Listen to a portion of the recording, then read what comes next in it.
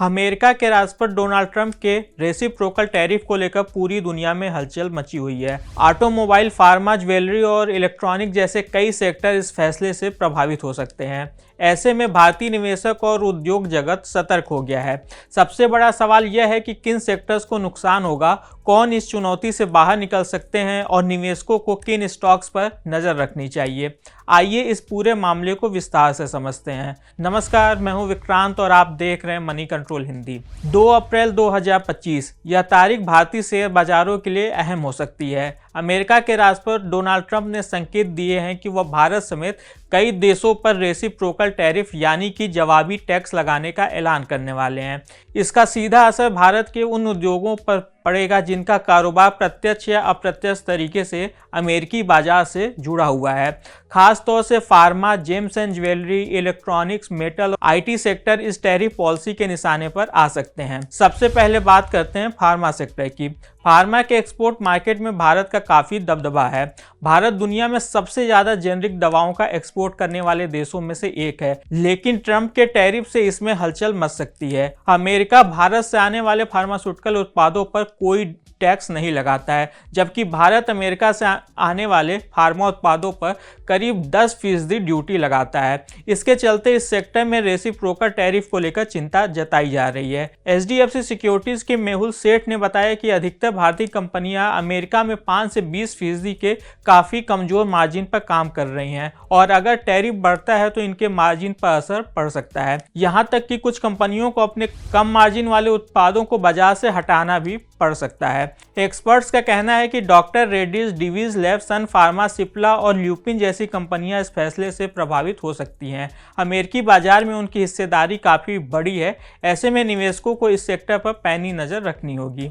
अब आते हैं जेम्स एंड ज्वेलरी सेक्टर पर। भारत जेम्स और ज्वेलरी एक्सपोर्ट करने वाला दुनिया का सबसे बड़ा देश है और अमेरिका हमारा सबसे बड़ा ग्राहक। अगर ट्रंप सरकार इस सेक्टर पर टैरिफ बढ़ाती है तो भारतीय कंपनियों को बड़ा झटका लग सकता है।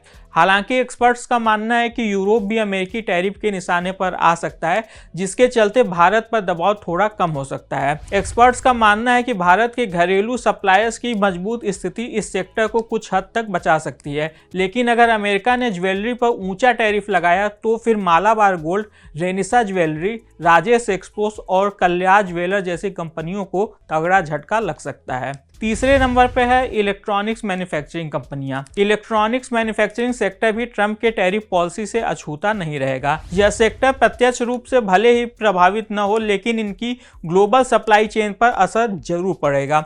एक्सपर्ट्स का मानना है कि अमेरिका और चीन के बीच ट्रेड वार के चलते भारतीय EMS कंपनियों को नुकसान उठाना पड़ सकता है।